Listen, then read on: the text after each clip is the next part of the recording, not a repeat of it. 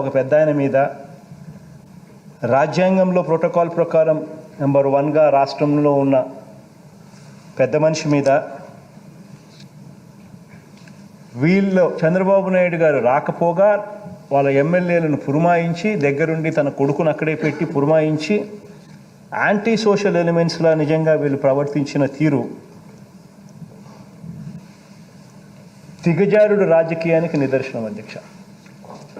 అధ్యక్ష, చంద్రబాబు నాయుడు గారు చేసిన మేలేమిటి అని అడగదలుచుకున్నాను. అధ్యక్ష, చంద్రబాబు గారు పేరు చెప్తే గుర్తుకు వచ్చే కనీసం ఒక్క సంక్షేమ పథకమైనా ఒక్కటంటే ఒకటైనా ఉందని అడుగుతా ఉన్నాను. అధ్యక్ష, ఒక్కటంటే ఒకటి కూడా కనీసం ఆయన ఓన్ చేసుకునేదానికి ఏదైనా ఒకటనగా నేను ఫలానా చేశాను అని చెప్పుకునే ఒక పథకమన్నా ఉందండి.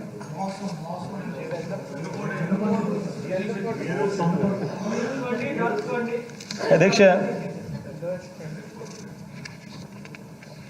ఇప్పుడు మా సభ్యులందరూ కూడా అన్నారు అధ్యక్ష, ఆయన పేరు చెప్తే ఒక పథకం మాత్రం ఒక స్కీమ్ మాత్రం బాగా గుర్తుకొస్తుంది. ఆ స్కీమ్ ఏమిటి అని చెప్పి నేను చెప్పక మునిపే అందరూ కూడా వెన్నుపోటు అనే స్కీమ్ గుర్తుకొస్తుందని చెప్తా ఉన్నారు. అధ్యక్ష, చంద్రబాబు గారు తన జీవితంలో అధ్యక్ష తానిచ్చిన ఎన్నికల వాగ్దానాలకు అధికారంలోకి వచ్చిన తర్వాత అధ్యక్ష తానిచ్చిన విలువ ఏమిటో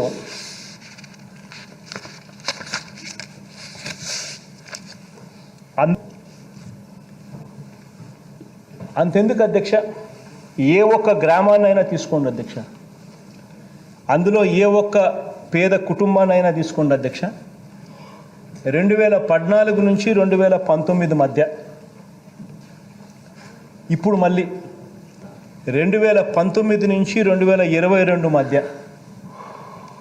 ఒకసారి కంపారిజన్ తీసుకోండి అధ్యక్ష, ఒకసారి పోల్చి చూడమని చెప్పి ప్రజలను మీ ద్వారా నేను అందరినీ కూడా ఆలోచన చేయమని చెప్పి అడుగుతా ఉన్నా. ఏ ఒక్క నియోజకవర్గాన్నైనా తీసుకోండి, చివరికి కుప్పం మున్సిపాలిటీ అయినా సరే, కుప్పం నియోజకవర్గం అయినా సరే అధ్యక్ష, ఎవరి పాలన బాగుందో ప్రజల్ని అడగమని అడుగుతా ఉన్నా అధ్యక్ష. ఏ ఒక్క జిల్లా అయినా తీసుకోండి, పోల్చి చూడండి అధ్యక్ష. అంతేకాదు అధ్యక్ష, ఏ ఒక్క సామాజిక వర్గాన్నైనా తీసుకున్న అధ్యక్ష, ఎస్సీలు కావచ్చు, ఎస్టీలు కావచ్చు, బీసీ, మైనారిటీ, కాపు, ఇలా ఎవరినైనా తీసుకోండి అధ్యక్ష, ఎవరి హయాంలో ఎంత మేలు జరిగిందో అడగండి అధ్యక్ష. ఒక్కసారి ప్రజలందరూ కూడా దీని గురించి ఆలోచించేయమని కోరుతా ఉన్నాం. ఏ ఒక్క రంగాన్నైనా తీసుకున్నా, అది వ్యవసాయం కావచ్చు, అది విద్య కావచ్చు, అది వైద్యం కావచ్చు, మహిళలకు ఎంపవర్మెంట్ కావచ్చు, మహిళా సాధికారత కావచ్చు, పరిపాలనా సంస్కరణలు కావచ్చు అధ్యక్ష, గవర్నెన్స్ విషయంలో కూడా అధ్యక్ష, గ్రామాలలో ప్రస్ఫుటంగా కనిపిస్తూ ఉన్న మార్పును అధ్యక్ష, ఆ గ్రామాలలో కనిపించే ఆ మార్పులు ఇలా ఏ రంగాన్నైనా కూడా తీసుకున్న అధ్యక్ష, తెలుగుదేశం చేసిన చెడు కనిపిస్తుంది అధ్యక్ష, మన అందరి ప్రభుత్వంలో మనం చేస్తూ ఉన్న మంచి కూడా కనిపిస్తుంది అధ్యక్ష. నేను నేరుగా చంద్రబాబు నాయుడు గారిని నేరుగా అడుగుతా ఉన్నాను అధ్యక్ష. ఎందుకనంటే ఆయన ఇక్కడ లేకపోయినా ఖచ్చితంగా టీవీ చూస్తూ ఉంటాడు కాబట్టి ఖచ్చితంగా ఆయనకు తెలిసి ఆయన ఖచ్చితంగా చూస్తూ ఉంటాడు కాబట్టి ఆయన ఖచ్చితంగా అడగదలుచుకున్నాను అధ్యక్ష. నిజంగా అధ్యక్ష, ఈ చర్చ చేయలేకనే గవర్నర్ గారి ప్రసంగం ప్రతుల్ని చించేయడము,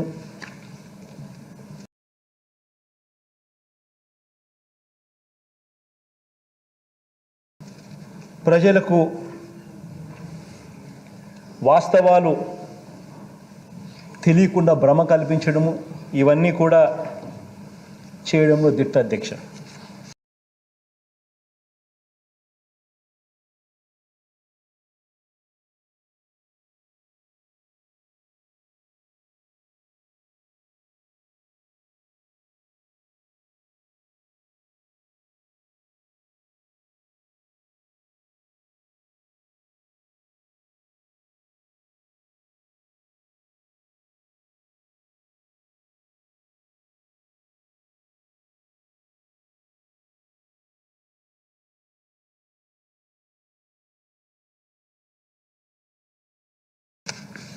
అధ్యక్ష,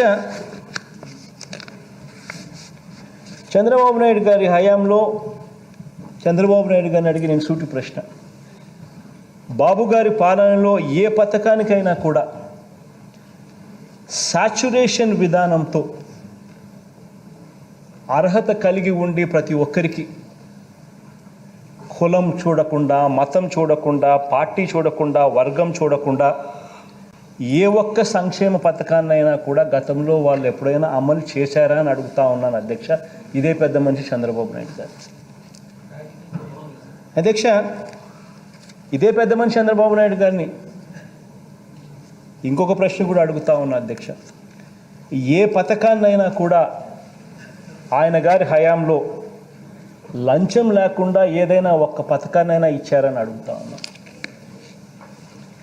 అధ్యక్ష. ఈ రోజున అధ్యక్ష, ప్రజలకు కావాల్సినది జన్మభూమి దోపిడీ కమిటీలా, లేక ఎలాంటి లంచాలకు, ఎలాంటి అవినీతికి, ఎలాంటి వివక్షకు తావులేని పారదర్శకమైన గ్రామ, వార్డు, సచివాలయ వ్యవస్థ నా అన్నది ఒక్కసారి అడగాలి అధ్యక్ష. సూర్యోదయానికి ముందే అధ్యక్ష ఇంటికి వెళ్ళి 1వ తేదీన, అది ఆదివారమైనా సరే, సెలవు దినమైనా సరే, చిరునవ్వుతో పొద్దున్నే తలుపు తట్టి గుడ్ మార్నింగ్ చెబుతూ ప్రజలకు పెంచిన పెన్షన్లు ఇచ్చే వ్యవస్థ మీ పరిపాలనలో ఏ పొద్దైనా కనీసం మీరు ఆలోచనన్నా చేయగలిగారా అని అడుగుతా ఉన్నాను అధ్యక్ష. అధ్యక్ష, ఎన్నికలకు అధ్యక్ష పొద్దున్నే కూడా ఈ డిబేట్ జరిగింది అధ్యక్ష. రామచంద్రారెడ్డి అన్న పెన్షన్ల గురించి మాట్లాడుతూ ఉన్నప్పుడు అధ్యక్ష, ఎన్నికలకు 2 నెలల ముందు వరకు అధ్యక్ష, ఎన్నికలకి 2 నెలల ముందు వరకు, జనవరి వరకు, ఎన్నికలకు 2 నెలల ముందు వరకు అధ్యక్ష, ఇదే పెద్ద మనిషి చంద్రబాబు నాయుడు గారు ఇచ్చిన పెన్షన్ల సొమ్ము నెలకు